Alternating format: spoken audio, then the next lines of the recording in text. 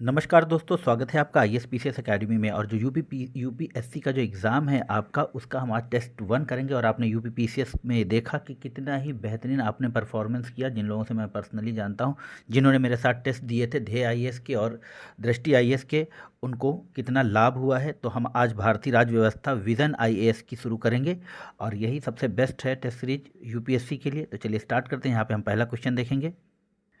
यहाँ पे पहला क्वेश्चन कह रहा है कि संविधान में निहित धर्म की स्वतंत्रता के संबंध में निम्नलिखित कथन पर विचार कीजिए। पहला है कि इसमें किसी भी धर्म का पालन ना करने की स्वतंत्रता शामिल है।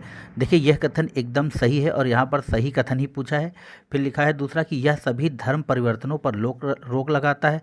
यह बिल्कुल सही है। और यह विदेशी नागरिकों के लिए उपलब्ध नहीं है।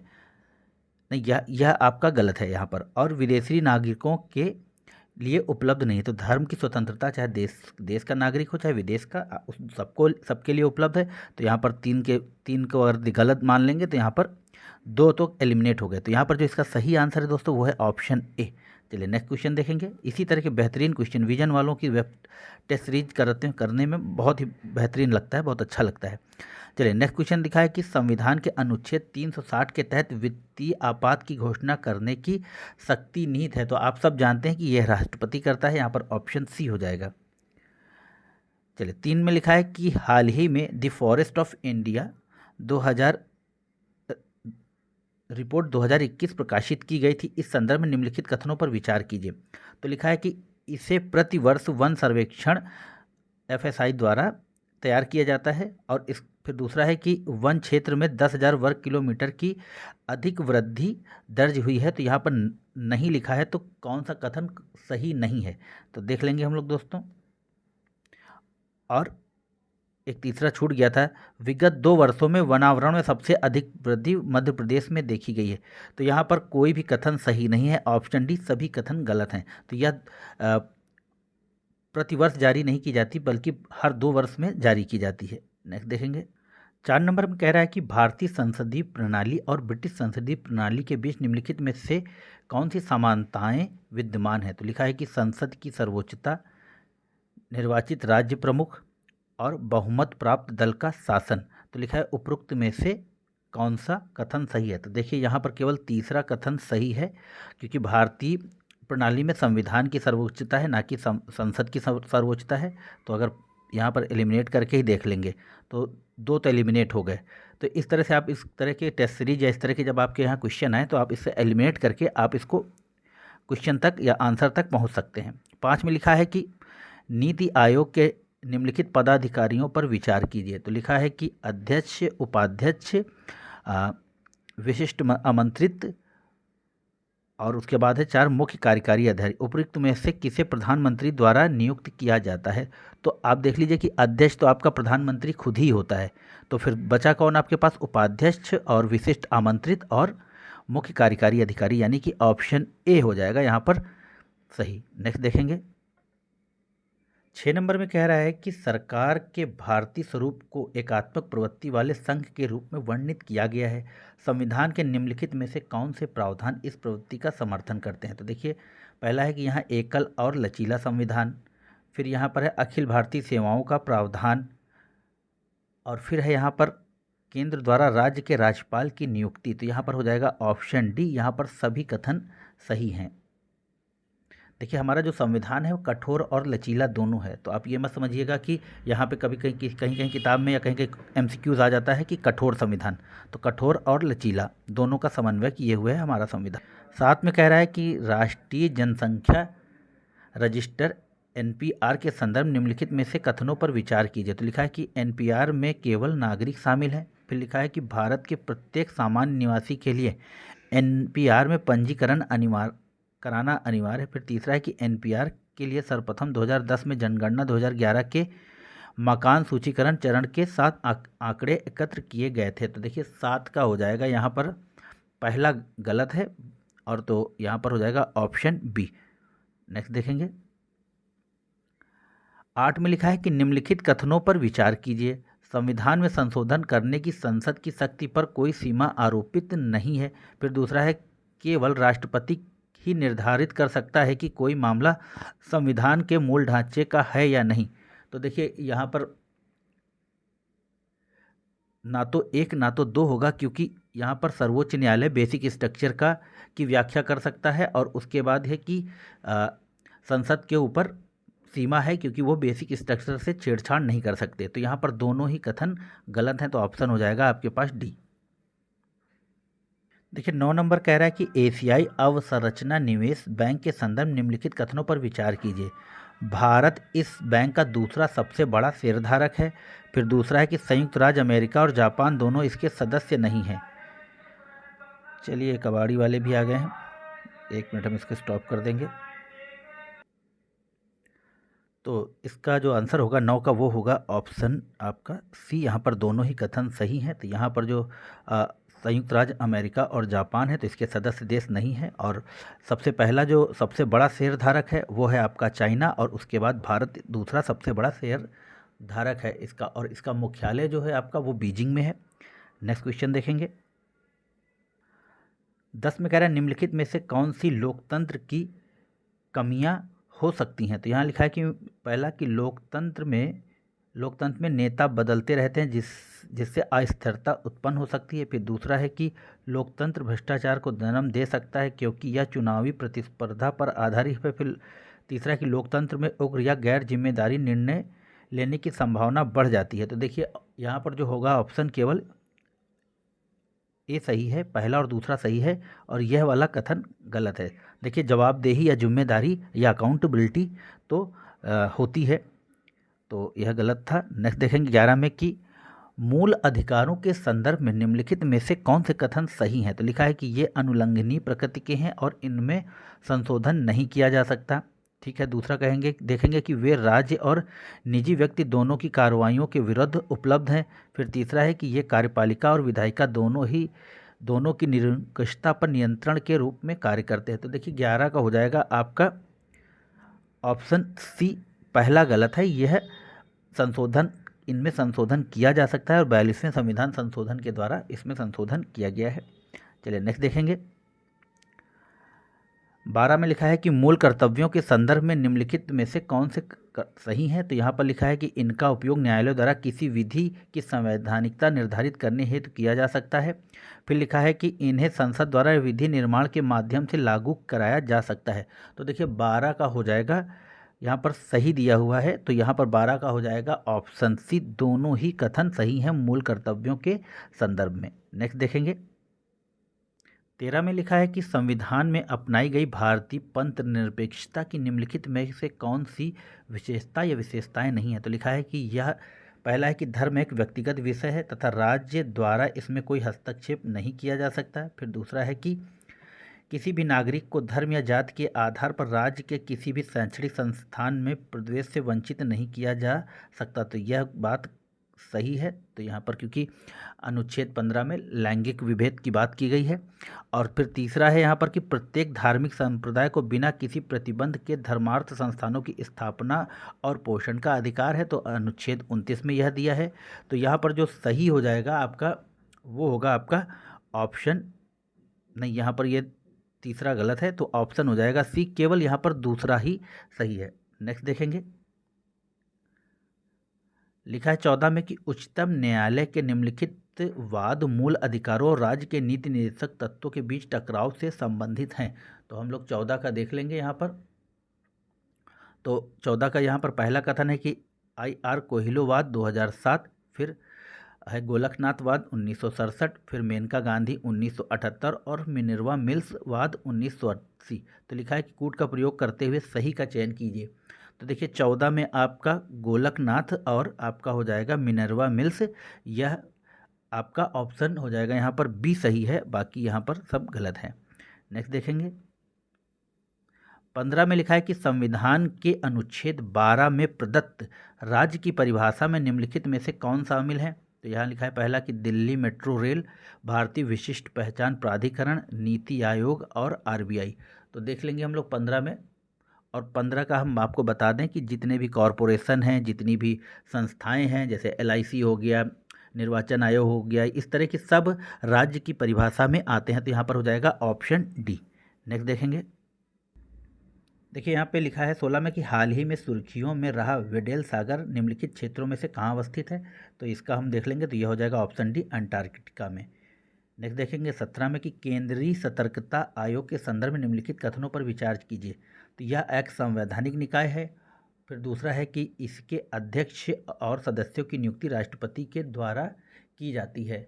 तो यहाँ पर जो सही आंसर है वो है केवल ऑप्शन ए, माफ़ कीजिएगा बी, क्योंकि यह संवैधानिक निकाय नहीं बल्कि गवर्नमेंट के एक प्रस्ताव के द्वारा इसकी स्थापना की गई थी। और जो अगर हम पहला देख लेंगे, एलिमिनेट कर लेंगे, तो यहाँ पर सारे कथन गलत हो जाएंगे, तो बचेगा हमारे पास ऑप्शन बी। और मित्रों जब इसको आप देखेंगे इस वीडियो को, तो आप अपने यूट्यूब की जो स्पीड है उसको डबल या जैसा भी आपको कंफर्टेबल लगे फास्ट करके देखिए, क्योंकि समय बहुत कम है और आपके समय से कीमती कुछ भी नहीं। तो 18 में लिखा है कि संविधान के अनुच्छेद 32 के तहत प्रदत्त संवैधानिक उपचारों के अधिकार के संदर्भ निम्नलिखित में से कौन सा कथन सही है।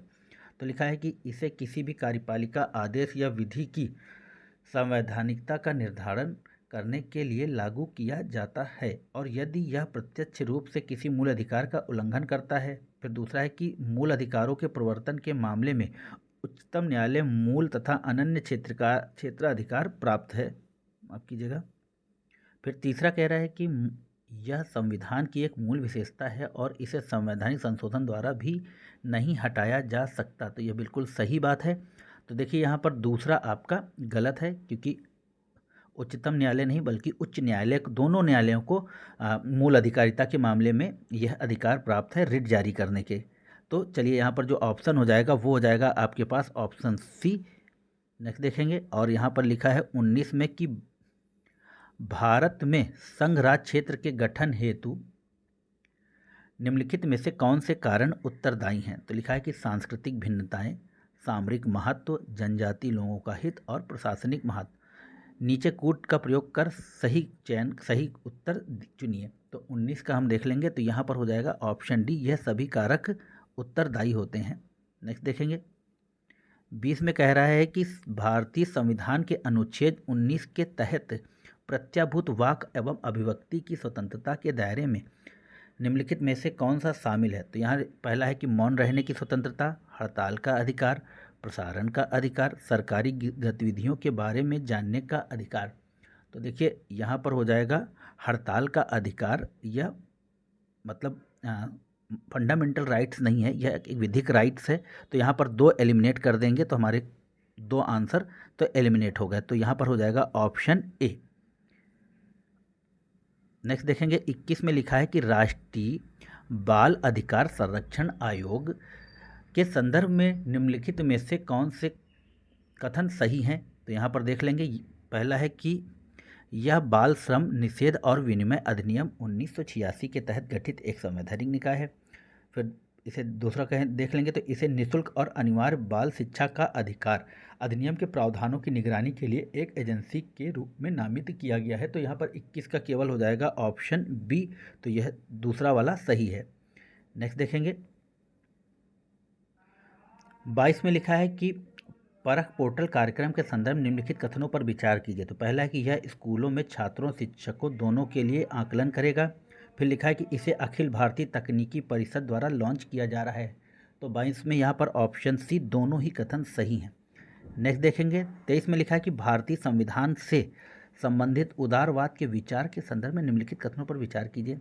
यहाँ लिखा है कि पहला कथन कह रहा है कि भारतीय उदारवाद समुदाय के अधिकारों पर व्यक्तियों के अधिकारों को प्रधानता देता है। फिर लिखा है कि संविधान में अनुसूचित जाति अनुसूचित जनजाति समुदाय के लिए आरक्षण का प्रावधान भारतीय उदारवाद का एक उदाहरण है। तो देखिए 23 का हो जाएगा ऑप्शन बी, केवल दूसरा सही है, पहला कथन गलत है। नेक्स्ट देखेंगे, लिखा है राष्ट्रीय मानव अधिकार आयोग में से कौन से विषय उठाए जा सकते हैं। तो पहला है कि हाथ से मैला ढोने की समस्या, फिर अनधिसूचित और विमुक्त जनजातियों द्वारा सामना की जाने वाली समस्याएं, फिर स्वास्थ्य के अधिकार से संबंधित मामले। तो 24 का हो जाएगा सी, यहाँ पर तीनों ही मामले उठाए जा सकते हैं। नेक्स्ट देखेंगे, लिखा है 25 में world employment and social outlook report trends 2022 प्रकाशित किया गया। तो 25 का हो जाएगा बी, अंतर्राष्ट्रीय श्रम संगठन के द्वारा। नेक्स्ट देखेंगे, 26 में लिखा है कि निर्वाचन आयोग के संदर्भ में निम्नलिखित कथनों पर विचार कीजिए। तो अनुच्छेद 324 के तहत सेवा की शर्तों व पदावधि निर्धारित किया गया है। फिर दूसरा है निर्वाचन आयोग में चर्चा किए जाने वाले मामलों पर मुख्य निर्वाचन आयुक्त वीटो पावर का प्रयोग कर सकता है। फिर 26 में लिखा है कि सीई मतलब मुख्य निर्वाचन आयुक्त राष्ट्रपति के प्रसाद पर्यंत पद धारण नहीं करता। तो देखिए इसके ऑप्शन देख लेंगे हम लोग। तो यहाँ पर लिखा है कि कौन सा कथन सही है। तो देखिए तीसरा ही कथन सही है, ऑप्शन हो जाएगा आपके पास बी। नेक्स्ट देखेंगे 27 में लिखा है कि निम्नलिखित पर विचार कीजिए।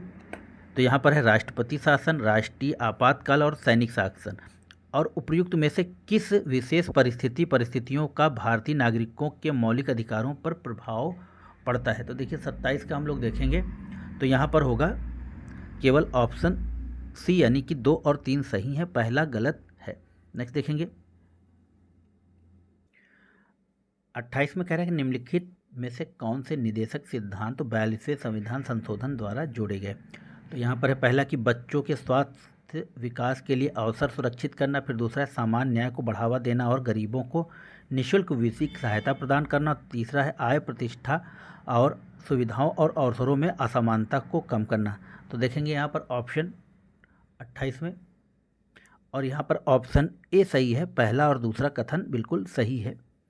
नेक्स्ट देखेंगे लिखा है 29 में निम्नलिखित में कौन राष्ट्रपति के प्रसाद पर्यंत पद धारण नहीं करते। तो 29 का हम लोग देखेंगे तो यहाँ पर है नियंत्रक एवं महालेखा परीक्षक, माफ़ कीजिएगा पहला महान्यायवादी, फिर संघ लोक सेवा आयोगों के सदस्य और मुख्य चुनाव आयुक्त। तो लिखा है कि नहीं पद धारण करते। तो यहाँ पे पहला तो करता है, महान्यायवादी करता है। तो आप देखिए कि जहाँ जहाँ पहला है वह अपने आप एलिमिनेट हो जाएगा। तो यहाँ पर कहा गया है कि कौन नहीं करता है। तो अब आपके पास बचे 2, 3, 4, यानी कि नियंत्रक और महालेखा परीक्षक, संघ लोक सेवा आयोगों के सदस्य और मुख्य चुनाव आयुक्त। नेक्स्ट देखेंगे 30 में पद्म पुरस्कारों के संदर्भ में निम्नलिखित कथनों पर विचार कीजिए। तो यहाँ पर पहला कथन दिया हुआ है कि पद्म पुरस्कार प्राप्त व्यक्ति को पहले प्राप्त पुरस्कार के 5 वर्ष बाद ही उच्च पुरस्कार दिया जा सकता है। फिर लिखा है कि पद्म पुरस्कार समिति की अध्यक्षता कैबिनेट सचिव करते हैं। फिर लिखा है कि इस पुरस्कार की घोषणा से पूर्व प्राप्तकर्ता की लिखित सहमति का लेना अनिवार्य है। तो यहाँ पर तीसरा कथन गलत है, तो हो जाएगा आपका 1 और 2, यानी कि ऑप्शन ए। नेक्स्ट देखेंगे, और अगर हम तीसरा गलत कर देते हैं, देखिए तो यहाँ पर सारे एलिमिनेट हो जाएंगे क्योंकि लिखित सहमति की आवश्यकता नहीं होती है। चलिए यहाँ पर एक सूची दी हुई है और यहाँ पर संविधान के प्रावधान और उनसे संबंधित या स्रोत देश का नाम दिया हुआ है। तो हम देख लेंगे यहाँ पर। तो देखिए मूल अधिकार, तो यहाँ पर पहला ही गलत है क्योंकि फ्रांस से नहीं, ये अमेरिका से लिए गए हैं। फिर राज्य के नीति निदेशक सिद्धांत, आपको पता है कि यह आपके आयरलैंड से लिए गए हैं। और सरकार का कैबिनेट स्वरूप, तो वेस्टमिनिस्टर मॉडल आपका ब्रिटेन। तो यहाँ पर हो जाएगा ऑप्शन ए, 2 और 3 सही है। नेक्स्ट देखेंगे, और यहाँ पे 32 में लिखा है कि राज्य निर्वाचन आयोग के संदर्भ में निम्नलिखित कथनों पर विचार कीजिए। तो यहाँ पर 32 में कह रहा है कि पहला कथन कि इसे 73वें संविधान संशोधन के तहत पंचायतों के चुनाव संचालन का अधिकार दिया गया। फिर दूसरा है राज्य चुनाव आयोग में पंचायत सीटों के परिसीमन, आरक्षण और चक्रानुक्रम का कार्य निहित है। फिर तीसरा है कि राज्य चुनाव आयोग अपनी वार्षिक रिपोर्ट भारत के चुनाव आयोग और राज्यपाल को प्रस्तुत करता है। तो यहाँ पर तीसरा गलत है, पहला और दूसरा सही होगा। तो ऑप्शन हो जाएगा आपका ए। चलिए नेक्स्ट देखेंगे 33 में देख लेंगे हम लोग। कह रहा है कि निम्नलिखित युग्मों पर विचार कीजिए। आयोग और निकाय दिए हैं और किसके अंतर्गत कौन सा आयोग या कौन सा निकाय आता है। तो राष्ट्रीय अल्पसंख्यक आयोग सामाजिक अधिकारिता और न्याय मंत्रालय के अंतर्गत इसके सामने दिया हुआ है। हम लोगों को देखना है कि कौन सा सही है। फिर राष्ट्रीय महिला आयोग, तो महिला एवं बाल विकास मंत्रालय के द्वारा। फिर तीसरा है कि राष्ट्रीय अनुसूचित जनजाति आयोग, तो जनजाति मामलों के मंत्रालय के द्वारा। तो देखिए 33 का हो जाएगा जो है वो हो जाएगा आपके पास ऑप्शन सी, पहला गलत है, दूसरा तीसरा सही है। तो हम लोग देख लेंगे राष्ट्रीय अल्पसंख्यक आयोग किसके अंतर्गत आता है, तो वह आता है आपका अल्पसंख्यक कार्य मंत्रालय के अंतर्गत। नेक्स्ट देखेंगे दोस्तों, और 34 में लिखा है वित्त आयोग के संदर्भ में। तो वित्त आयोग के संदर्भ में निम्नलिखित कथनों पर विचार कीजिए। देखिए वित्त आयोग साहब आपका क्वेश्चन अभी आ चुका है यूपीपीसीएस में। तो पहला है कि यह एक अर्ध न्यायिक निकाय है, फिर इसके सदस्य 5 या 65 वर्ष तक की आयु पद धारण करते हैं, इसके सदस्य पुनः निर्वाचन हेतु पात्र होते हैं। तो 34 का हम देखेंगे, तो 34 का हो जाएगा 1 और 3 यानी कि ऑप्शन सी होगा।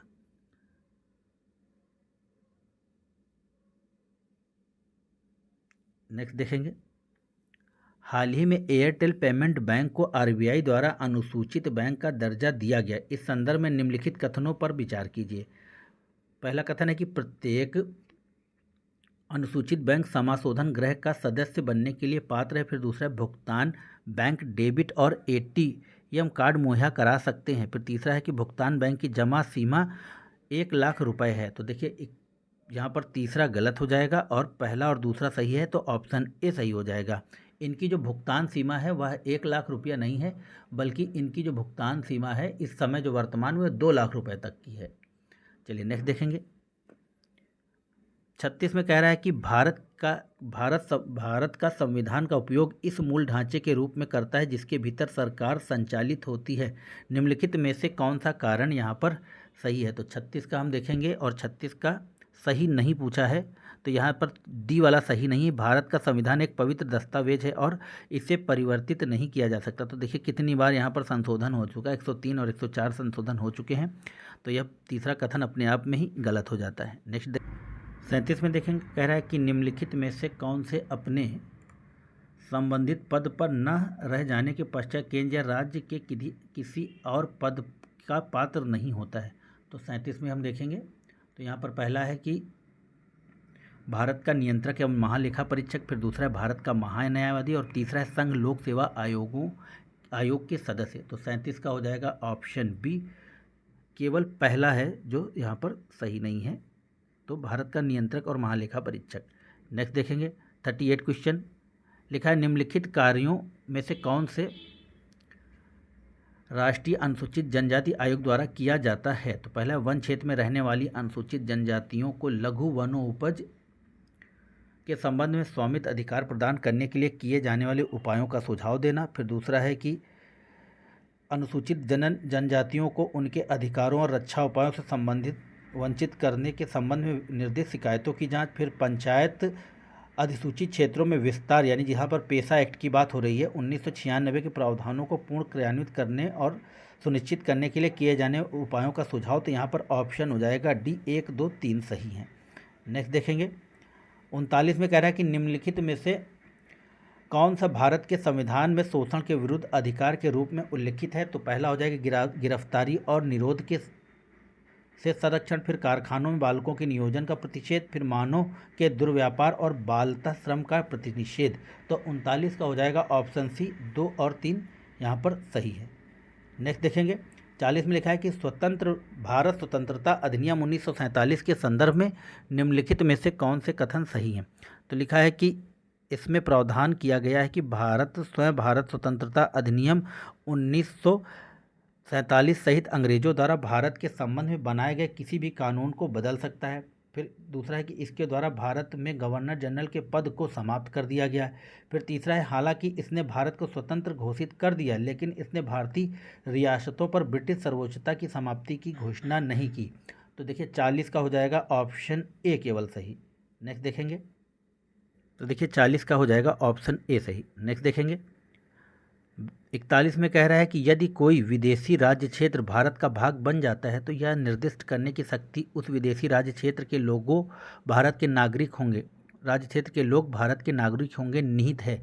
तो देखिए 41 का हो जाए केंद्र सरकार में ऑप्शन सी। नेक्स्ट देखेंगे, 42 में कह रहा है कि अनुच्छेद 17 अस्पृश्यता का अनटचेबिलिटी का उन्मूलन के संदर्भ निम्नलिखित में से कौन से कथन सही है। तो लिखा है कि यह अस्पृश्यता पर किसी भी रूप में उसके आचरण का उन्मूलन करता है। फिर 2 में लिखा है कि अनुच्छेद 17 अस्पृश्यता को परिभाषित किया गया है। फिर तीसरा है कि यह अधिकार केवल राज्य के विरुद्ध उपलब्ध है। फिर इसे सिविल अधिकार संरक्षण अधिनियम 1955 के द्वारा लागू किया गया। तो देखिए 42 का हो जाएगा आपका ऑप्शन बी, पहला और चौथा सही है, क्योंकि अस्पृश्यता को परिभाषित नहीं किया गया है। बस आप इतना याद रखिए कि अनटचेबिलिटी संविधान में परिभाषित नहीं है, तो दूसरा कथन आपका गलत हो जाएगा। नेक्स्ट देखेंगे कि प्रायः सुर्खियों में रहने वाला डार्क जीनोम संदर्भित करता है, तो यह करता है डीएनए के। तो इसको हम सीधे इसका आंसर देखेंगे तो पहला ही ऑप्शन सही है, आप इसको पढ़िएगा। डीएनए के उन भागों को जिनके बारे में हमें न्यूनतम जानकारी है और जिनके जैविक कार्यों के बारे में अधिक जानकारी नहीं है, तो ऑप्शन ए होगा। नेक्स्ट 44 नंबर देखेंगे। 44 में लिखा है कि राज्य लोक सेवा आयोग के संदर्भ में निम्नलिखित कथनों पर विचार कीजिए। आयोग के आधे सदस्य एससी एसटी और ओबीसी वर्गों के व्यक्ति होने चाहिए। फिर लिखा है कि स्टेट पीसीएस या एसपीएससी के सदस्यों को संबंधित राज्य के राज्यपाल द्वारा हटाया जा सकता है। तो देखिए 44 का डी हो जाएगा, कोई भी इस कथन यहाँ पर सत्य नहीं है। नेक्स्ट देखेंगे 45 नंबर, और 45 में कह रहा है कि निम्नलिखित में से आयोग समिति ने भाषा को राज्य के पुनर्गठन के मापदंड के रूप में स्वीकार किया गया। तो पहला है धर आयोग, जेवीपी समिति और फजल अली आयोग। तो 45 का हम देखेंगे तो यहाँ पर हो जाएगा केवल फजल अली आयोग। नेक्स्ट देखेंगे 46 में कह रहा है कि निम्नलिखित कथनों पर विचार कीजिए। फिर राष्ट्रीय मानव अधिकार आयोग और राज्य मानव अधिकार आयोग के अध्यक्षों की नियुक्ति भारत के राष्ट्रपति द्वारा की जाती है। एनएचआरसी और एसएचआरसी के अध्यक्षों को केवल भारत के राष्ट्रपति पद से हटा सकता है। तो देखिए 46 का हो जाएगा केवल 2। पहला कथन गलत है, इसकी एक समिति होती है और उस समिति के माध्यम से इनका चुनाव होता है। फिर 46 में कह रहा है कि माफ़ कीजिएगा 47 में अनुच्छेद 26 के तहत धार्मिक कार्यों के प्रबंधन की स्वतंत्रता का प्रयोग करने के लिए किसी धार्मिक संप्रदाय को निम्नलिखित में से कौन सी शर्तों का प्रयोग करना आवश्यक है। तो पहला कि विश्वासों की प्रणाली वाले व्यक्तियों का एक समूह होना चाहिए। फिर दूसरा सामान्य संगठन वाला एक समूह होना चाहिए। फिर तीसरा समूह एक विशिष्ट नाम का होना चाहिए। फिर समूह का अपना एक धार्मिक पाठ्य होना चाहिए। अलग सिद्धांत का उपदेश देने वाला एक नेता होना चाहिए। तो 47 का हो जाएगा 1, 2, 3 सही है और 4 और 5 गलत है। देखिए 48 देखेंगे, और यहाँ पर 48 में लिखा हुआ है कि निम्नलिखित में से कौन से भारत के संविधान के भाग 4A के तहत मूल कर्तव्य हैं। देखिए क्वेश्चन हर जगह बहुत बार पूछा जा चुका है, तो आपको ये जो मूल कर्तव्य हैं आपको ये रटे होने चाहिए। चलिए देखेंगे, तो पहला है कि वैज्ञानिक दृष्टिकोण और मानववाद का विकास करना। फिर दूसरा है उद्योगों के प्रबंधन में कर्मकारों की भागीदारी को प्रोत्साहित करना, तो यह आपका डीपीएसपी है, तो यह गलत हो जाएगा। फिर करों का भुगतान करना, ये भी गलत है, और मतदान करना तो ये भी गलत है। तो ये सारे गलत हैं, यहाँ पर केवल ऑप्शन ए सही है। नेक्स्ट देखेंगे 49 में देखेंगे, लिखा है कि निम्नलिखित में से कौन से तत्व न्यायपालिका के विभिन्न निर्णयों द्वारा प्रतिपादित संविधान की मूल संरचना यानी कि बेसिक स्ट्रक्चर का भाग है। तो संविधान का पंथ निरपेक्ष चरित्र, विधायिका और कार्यपालिका के बीच शक्तियों का पृथक्करण, समाजवादी राज्य और तर्क संगतता का सिद्धांत। तो देखिए 49 का यहाँ पर हो जाएगा 1, 2 और 4। तीसरा समाजवादी राज्य यहाँ पर गलत है।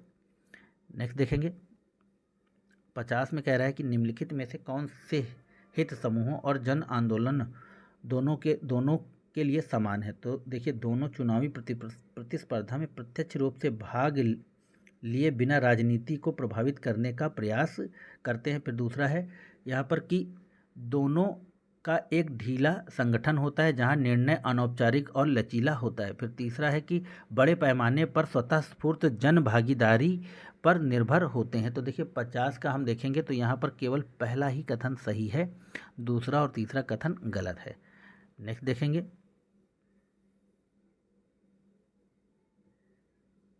51 में कह रहा है कि निम्नलिखित कथनों पर विचार कीजिए। पहला है कि संविधान में संशोधन राष्ट्रपति की पूर्व अनुमति के बिना आरंभ किया जा सकता है। फिर दूसरा है सभी संविधान संशोधन विधेयक को प्रत्येक सदन में साधारण बहुमत से पारित किया जाना आवश्यक है। तो देखिए 51 का डी, यह दोनों कथन गलत थे।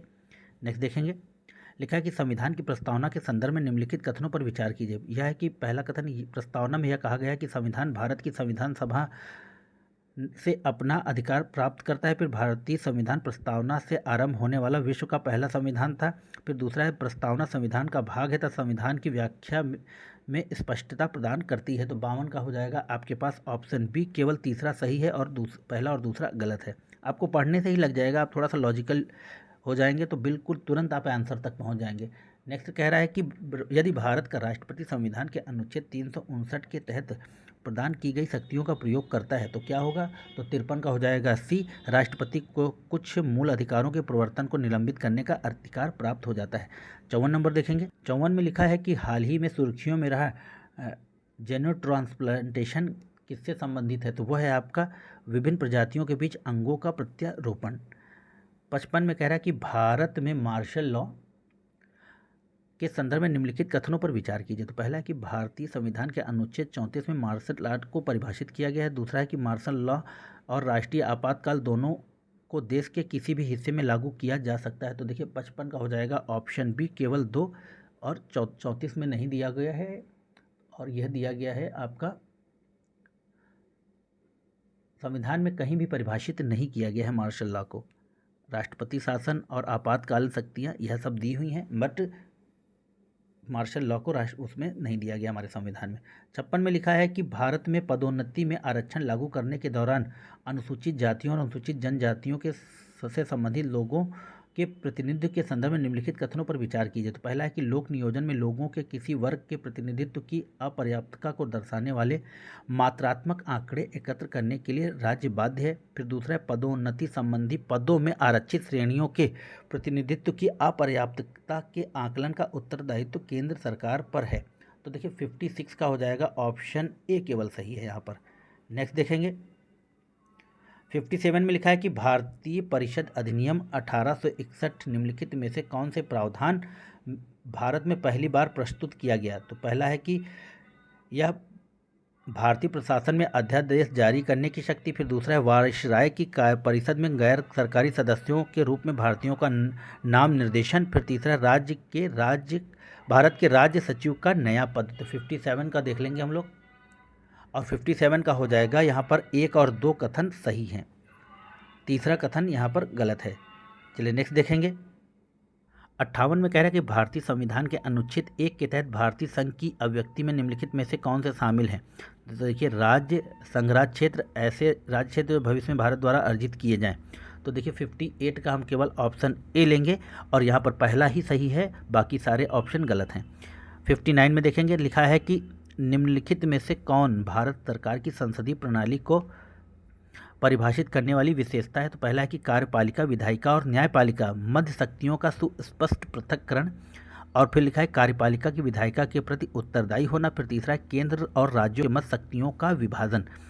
तो यहाँ पर देख लेंगे कौन से कूट सही हैं। तो 59 में हम देखेंगे तो केवल दूसरा सही है, बाकी सब कथन गलत हैं। नेक्स्ट देखेंगे संपत्ति के अधिकार के संदर्भ में निम्नलिखित में से कौन सा कथन सही है? तो यह एक विधिक अधिकार है, ठीक है, यह पहला कथन सही है। इसे संसद की साधारण विधि द्वारा सीमित किया जा सकता है। फिर तीसरा उल्लंघन के मामले में पीड़ित व्यक्ति इसे प्रवर्तित कराने के लिए सीधे उच्चतम न्यायालय में जा सकता है। तो 60 का हो जाएगा पहला और दूसरा सही है।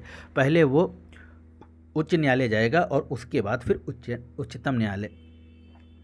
चलिए नेक्स्ट देखेंगे और 61 कह रहा है आपको, माफ कीजिएगा, 61 में कह रहा है निम्नलिखित में से कौन से सिद्धांत संविधान सभा द्वारा पारित उद्देश्य प्रस्ताव में शामिल थे? तो पहला है कि स्वतंत्र भारत और इसके संविधान की शक्तियों एवं प्राधिकार का स्रोत लोग होंगे। फिर लिखा है अल्पसंख्यक और अन्य पिछड़े वर्गों को पर्याप्त सुरक्षा प्रदान की जाएगी। फिर तीसरा है भारत विश्व शांति को बढ़ावा देने के लिए पूर्ण और स्वेच्छापूर्ण योगदान करेगा। तो देखिए 61 का हम लोग देख लेंगे और 61 का हो जाएगा पहला, दूसरा, तीसरा, यहाँ पर सभी कथन सही हैं, ऑप्शन ए। नेक्स्ट देखेंगे 62 में कह रहे हैं हाल ही में सुर्खियों में रही भुंगलोटी है। तो यह 62 का देख लेंगे तो यह है रंजक बनाने के लिए प्रयुक्त एक पादप प्रजाति, ऑप्शन सी रंजक मतलब डाई वगैरह। नेक्स्ट देखेंगे 63 में कह रहा है कि भारत की संविधान सभा के सदस्य प्रत्यक्ष रूप से निर्वाचित, अप्रत्यक्ष रूप से निर्वाचित और नाम निर्देशित। तो आप सभी जानते हैं यहाँ पर कि यहाँ पर अप्रत्यक्ष रूप से निर्वाचित किए गए थे और नाम निर्देशित किए गए थे। नेक्स्ट देखेंगे यहाँ पर ऑप्शन सी था सही। फिर 64 में लिखा है कि भारतीय संविधान को एक जीवंत दस्तावेज कहा जाता है क्योंकि भारतीय संविधान समाज की बदलती आवश्यकताओं के अनुसार संशोधित किया जा सकता है। फिर दूसरा, संविधान राजनीतिक वर्ग और न्यायपालिका दोनों के लिए व्याख्या हेतु पर्याप्त लचीलापन प्रदान करता है। तो देखिए 64 का हो जाएगा यहाँ पर सी, दोनों ही कथन सही हैं। नेक्स्ट देखेंगे 65 में कह रहा है कि संघ लोक सेवा आयोग के संदर्भ में निम्नलिखित कथनों में से कौन सा कथन सही है। तो पहला है कि यह चयनित उम्मीदवारों की सेवाओं के वर्गीकरण और कैडर प्रबंधन के लिए अग्रदेशित है। फिर यह अपनी निष्पादन रिपोर्ट संसद को प्रस्तुत करता है। तो ये देखिए पहला ही गलत, दूसरा गलत है, यह राष्ट्रपति को निष्पादित करता है। फिर लिखा है कि इसकी अधिकारिता को संसद द्वारा निर्मित अधिनियम द्वारा विस्तारित किया जा सकता है। तो यहाँ पर हो जाएगा ऑप्शन सी, तीसरा सही है और पहला और दूसरा गलत है यहाँ पर। चलिए नेक्स्ट देखेंगे 66 में कह रहा है संविधान की प्रस्तावना के अनुसार जैसा कि संविधान सभा द्वारा अंगीकृत किया गया था, निम्नलिखित में से कौन से विश्लेषणों का प्रयोग भारतीय गणराज्य को परिभाषित करने के लिए किया गया था। तो समाजवादी, संप्रभु, पंथनिरपेक्ष और लोकतांत्रिक। तो यहाँ पर हो जाएगा दूसरा और चौथा सही है। नेक्स्ट देखेंगे 66 में दूसरा और चौथा सही है। नेक्स्ट देखेंगे यहाँ पर 67 लिखा है कि संयुक्त राज्य लोक सेवा आयोग के संदर्भ निम्नलिखित कथनों पर विचार कीजिए। पहला कि इसे राष्ट्रपति द्वारा संबंधित राज्य विधानसभाओं के अनुरोध पर गठित किया जा सकता है। फिर दूसरा, इसके सदस्य 6 वर्ष की अवधि के लिए या 62 वर्ष की आयु प्राप्त करने तक जो भी पहले हो पद धारण करेंगे। फिर लिखा है यह अपना प्रतिवेदन राष्ट्रपति को प्रस्तुत करता है। तो उपयुक्त में से कौन सा कथन सही नहीं है। देखिए यूपीएससी में यह बात का विशेष ध्यान रखिएगा सही और गलत का। तो यहाँ पर हो जाएगा पहला और तीसरा सही नहीं है, दूसरा कथन गलत है। माफ़ कीजिएगा, दूसरा सही है, पहला तीसरा गलत है। नेक्स्ट देखेंगे 66 में कह रहा है कि सॉलिसिटर जनरल के संदर्भ में निम्नलिखित कथनों, माफ़ कीजिएगा 68 है, तो सॉलिसिटर जनरल के संदर्भ में निम्नलिखित कथनों पर विचार कीजिए। पहला है कि भारत के सॉलिसिटर जनरल पद का उल्लेख भारतीय संविधान में किया गया है। फिर दूसरा है माफ़ कीजिएगा सॉलिसिटर जनरल की भूमिका महान्यायवादी को उसके आधिकारिक उत्तरदायित्व को पूरा करने में सहायता करते हैं। तो देखिए 68 का हो जाएगा दूसरा कथन सही है, केवल दूसरा सही है। नेक्स्ट देखेंगे 69 में लिखा है कि भारत के लिए संविधान सभा का विचार निम्नलिखित में से सबसे पहले रखा गया। तो आप सब जानते हैं, आप जब लक्ष्मीकांत पढ़ते हैं तो इसके पहले अध्याय में ही या पहले या दूसरे पेज में ही एम एन रॉय की बात कही गई है। तो ऑप्शन हो जाएगा आपका बी। नेक्स्ट देखेंगे लिखा है उत्तरी अटलांटिक संधि संगठन। तो अभी जानते हैं आप फिनलैंड 31वां सदस्य बना है, तो सुर्खियों में रहा है। तो देख लेंगे निम्नलिखित कथनों पर विचार कीजिए। तो लिखा है कि यह इस सिद्धांत के लिए प्रतिबद्ध है कि उसके सदस्यों में से किसी एक के विरुद्ध हमले को सभी के विरुद्ध हमला माना जाएगा।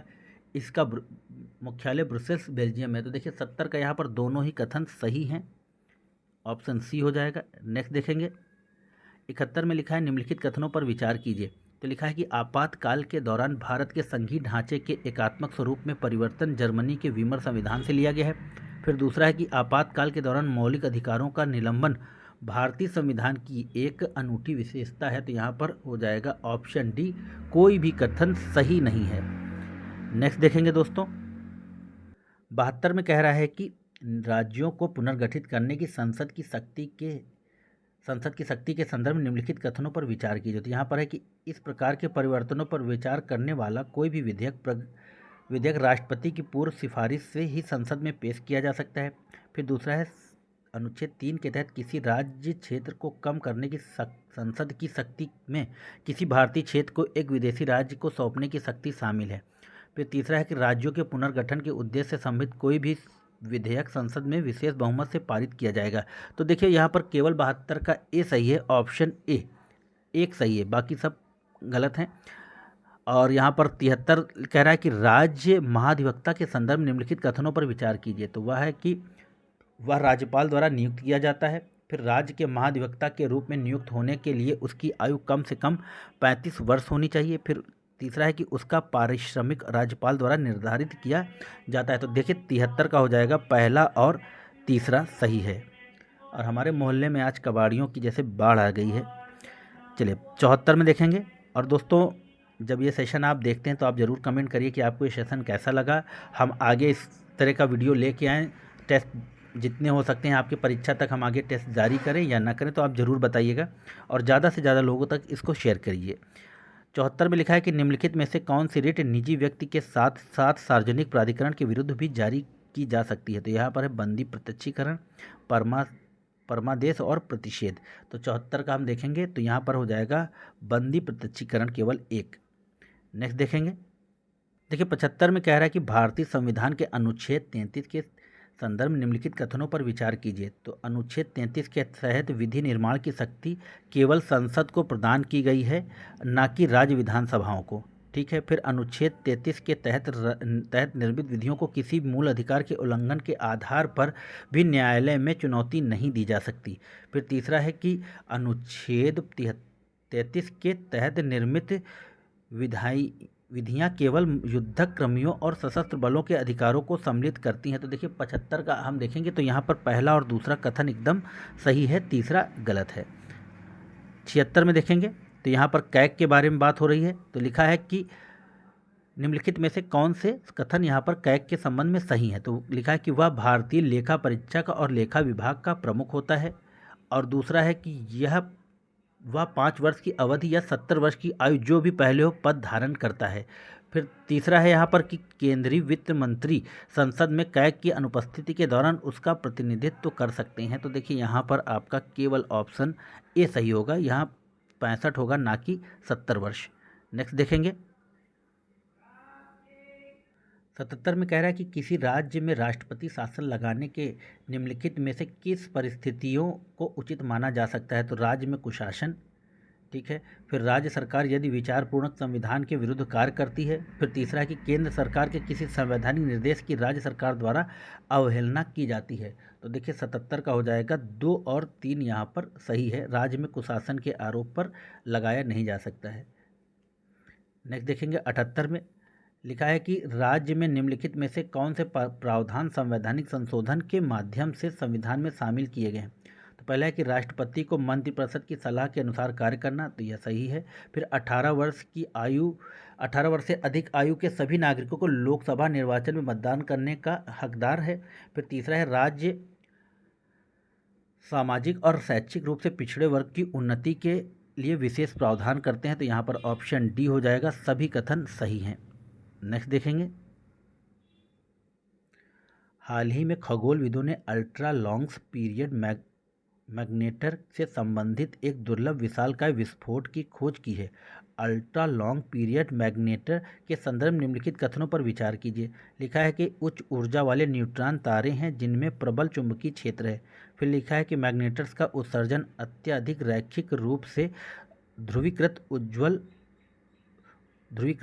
होता है और व्यापक आवृत्ति रेंज में दिखाई देता है। तो देखिए 79 का हो जाएगा, यहाँ पर ऑप्शन सी दोनों ही कथन सही हैं। और इस तरह के जब आते हैं साइंस एंड टेक से रिलेटेड किसी भी तरह के क्वेश्चन, तो उसमें संभावना यही रहती है कि यह सभी कथन सही होंगे। चलिए 80 देखेंगे, और लिखा है कि राज्य के नीति निर्देशक सिद्धांत या तत्व भारत के लिए उपयोगी रहें क्योंकि इनका उद्देश्य भाग 3 में सामाजिक और आर्थिक अधिकारों की व्यवस्था करते हुए रिक्तता को पूरा करना है। फिर ये न्यायिक समीक्षा करने में न्यायालय की सहायता करते हैं। फिर ये विपक्ष को सरकार की कार्यप्रणाली पर प्रभाव डालने और नियंत्रण करने में संभव बनाते हैं। तो देखिए 80 का हो जाएगा डी, यहाँ पर सभी कथन सत्य हैं। नेक्स्ट देखेंगे, 81 में लिखा है कि एक नागरिक अपनी नागरिकता खो सकता है जब वह स्वेच्छा से किसी दूसरे देश की नागरिकता अर्जित कर लेता है। फिर दूसरा कह रहा है कि युद्ध के दौरान शत्रु के साथ विधि विरुद्ध तरीके से व्यापार या संचार करता है, बिल्कुल सही है। कपटपूर्ण तरीके से नागरिकता पार करता है, तो यहाँ पर ऑप्शन डी होगा, सभी कथन सही हैं। 81 में देखिए 82 कह रहा है कि तख्त या सिंहासन सिखों के लिए अस्थायी प्राधिकार का स्थान है। इस संदर्भ में निम्नलिखित कथनों पर विचार कीजिए। तो पहला कथन है कि वर्तमान में सिख 5 स्थानों को तख्त के रूप में मान्यता देते हैं जो कि पंजाब में स्थित है। फिर आपका कह रहा है कि 4 तख्त गुरु गोविंद सिंह से संबंधित हैं। फिर तीसरा कह रहा है कि शिरोमणि गुरुद्वारा प्रबंध कमेटी सभी तख्तों के लिए जत्थेदारों की नियुक्ति करती है। तो देखिए यहाँ पर हो जाएगा ऑप्शन ए, केवल दूसरा ही कथन सही है, बाकी सारे कथन गलत हैं। 83 में कह रहा है कि निम्नलिखित में से कौन सा संवैधानिक संशोधन अनुच्छेद 368 की परिधि से बाहर है। तो लिखा है कि नागरिकता की समाप्ति, राज्यों में विधान परिषदों का निर्माण और नए राज्य के नीति निर्देशक तत्वों को शामिल करना। तो 83 का हम देखेंगे और यहाँ पर हो जाएगा 1 और 2 कथन सही हैं। नेक्स्ट देखेंगे 84 में भारत के महान्यायवादी के संदर्भ में हम लोग पढ़ेंगे और लिखा है कि भारत के महान्यायवादी निम्नलिखित के संदर्भ में निम्नलिखित कथनों पर विचार कीजिए। तो लिखा है कि वह एक ऐसा व्यक्ति होना चाहिए जो उच्चतम न्यायालय के मुख्य न्यायाधीश उच्चतम न्यायालय के न्यायाधीश के रूप में नियुक्त होने की अर्हता रखता हो। फिर वह ऐसा पारिश्रमिक प्राप्त करता है जो संसद आवधित करे। फिर लिखा है कि वह संसद के दोनों सदनों की कार्रवाई उनकी संयुक्त बैठक में भाग ले। तो 84 का हम देखेंगे तो यहाँ पर हो जाएगा ऑप्शन डी, पहला और तीसरा सही है, दूसरा यहाँ पर गलत है। तो महान्यायाधीश का जो पारिश्रमिक है संविधान द्वारा तय नहीं किया जाता, वह ऐसा पारिश्रमिक प्राप्त करता है जो राष्ट्रपति तय करता है, ना कि संसद। चलिए नेक्स्ट देखेंगे और यहाँ पर 85 में लिखा है कि निम्नलिखित में से कौन वाक और अभिव्यक्ति स्वतंत्रता अनुच्छेद 19 के भाग 2 के प्रयोग पर संविधान द्वारा उपबंधित किए गए युक्त निर्बंधन के अंतर्गत आ सकेंगे। तो लिखा है कि गुप्तचर अधिकारी द्वारा गोपनीय सामग्री को प्रकट करना, हथियार उठाने के लिए भाषण देना। फिर तीसरा है भाषण जो लोकसभा की सरकार की स्थिरता को बाधित कर सकता है और न्यायालय की अवमानना। तो यहाँ पर ऑप्शन ए होगा, 1, 2 सही है, 1, 2, 4 सही है और यहाँ पर तीसरा गलत है। नेक्स्ट देखेंगे 86 में कह रहे हैं निम्नलिखित में से कौन से निदेशक सिद्धांत गांधीवादी सिद्धांतों पर आधारित हैं। समाज, तो पहला है कि समान न्याय को बढ़ावा देना और निर्धनों को निःशुल्क विधिक सहायता प्रदान करना। फिर दूसरा है लोगों के पोषण स्तर और जीवन स्तर को ऊपर उठाना और लोक स्वास्थ्य में सुधार करना। फिर तीसरा है ग्राम न्यायालयों का संगठन करना और उन्हें स्वशासन की इकाइयों के रूप में कार्य करने के सक्षम बनाने के लिए आवश्यक शक्तियों का प्राधिकार प्रदान करना। तो देखिए यहाँ पर 86 का देखेंगे और 86 का यहाँ पर ऑप्शन बी केवल तीसरा सही है। आप सभी को यह क्वेश्चन पता भी होगा, आपने पढ़ा है लक्ष्मीकांत में। लिखा है निवारक निरोध कानून के तहत हिरासत में लिए गए व्यक्ति के पास संविधान के अंतर्गत मौलिक अधिकार के रूप में निम्नलिखित में से कौन से उपबंध सही हैं। तो लिखा है कि निरुद्ध किए गए व्यक्ति को निरोध के आधारों के बारे में सूचित किया जाना चाहिए, भले ही वह जनहित के विरुद्ध हो। फिर दूसरा है 87 में निरुद्ध किए व्यक्ति को 24 घंटे के बाद रिहा कर दिया जाना चाहिए जब तक कि मजिस्ट्रेट आगे के निरोध को प्राधिकृत नहीं करता। फिर तीसरा निरुद्ध किए गए व्यक्ति को निरोध आदेश के विरुद्ध अभ्यावेदन देने का अवसर दिया जाना चाहिए। तो देखिए 87 का हो जाएगा यहाँ पर ऑप्शन 3, केवल तीसरा सही है। ऑप्शन ए में तीसरा कथन सही है। 88 में लिखा है कि निम्नलिखित कथनों पर विचार कीजिए।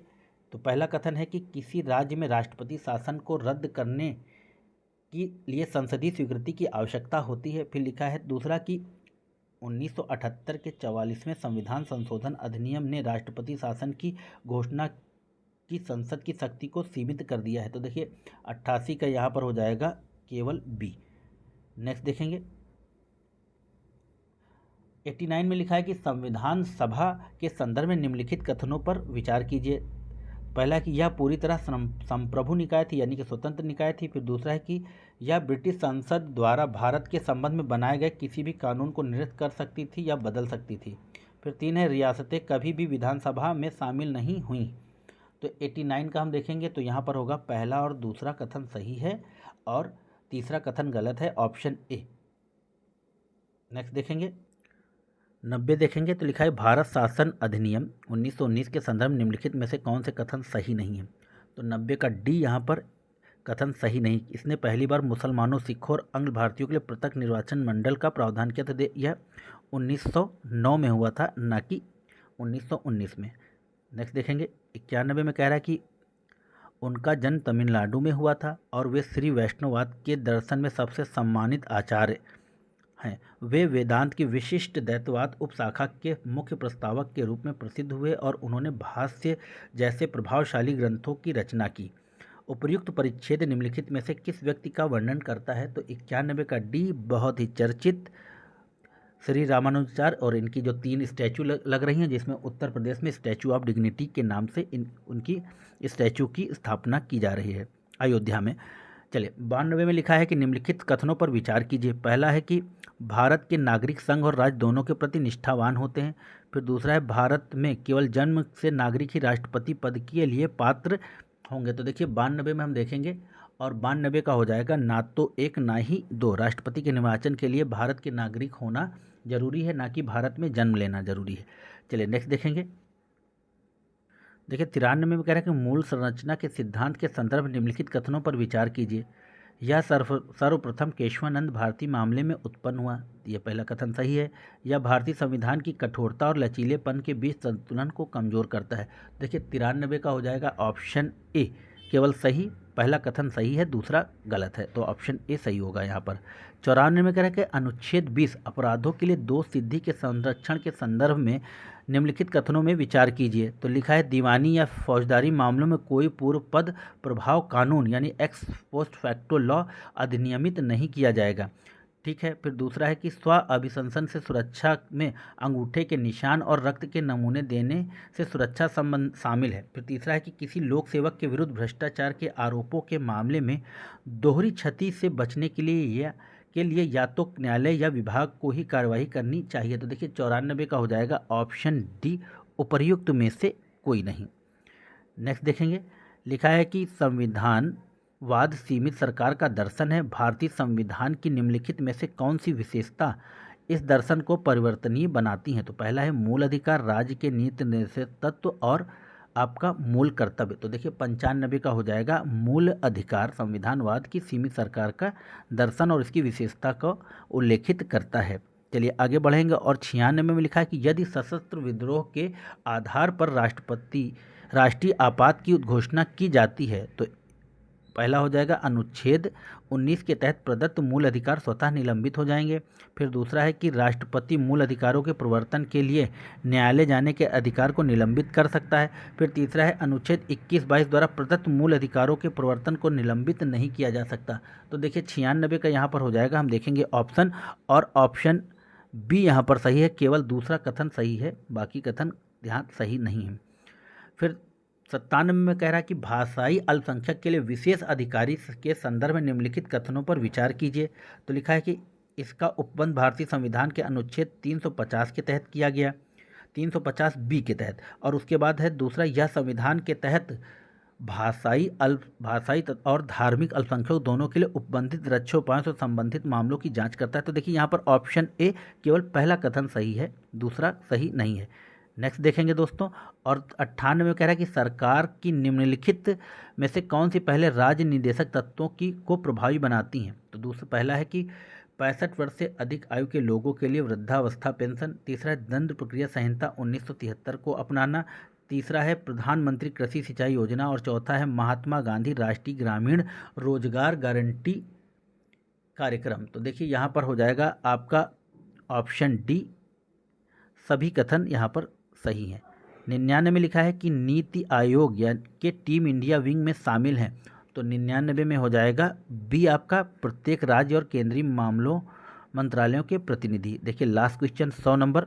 लिखा है कि भारतीय संविधान नागरिकों को निम्नलिखित में से किनकी गारंटी देता है। तो यहाँ पर गारंटी देता है आपको, पहला कह रहा है कि प्रतिष्ठा की समानता, अवसरों की समानता, परिणामों की समानता और विधि के समक्ष समानता। तो देखिए 100 का हो जाएगा डी, परिणामों की समानता की बात नहीं की गई है, और प्रतिष्ठा की समानता और अवसरों की समानता और विधि के समक्ष समानता। तो यहाँ पर हो जाएगा ऑप्शन डी। तो मित्रों यह थी विज़न IAS की प्रथम टेस्ट सीरीज। आपको अच्छी लगी होगी आशा है, और आप ज़रूर बताइए कमेंट करके हम इस सीरीज को कंटिन्यू करें या ना। हालांकि थोड़ा सा टाइम टेकिंग है, मगर आप अपना वीडियो को थोड़ा आगे बढ़ा के फास्ट करके देखेंगे तो ये आधा घंटा और 32-33 मिनट में ख़त्म हो जाएगी। तो तब तक के लिए मुझे इजाज़त दीजिए। जय हिंद, जय भारत, नमस्कार, धन्यवाद।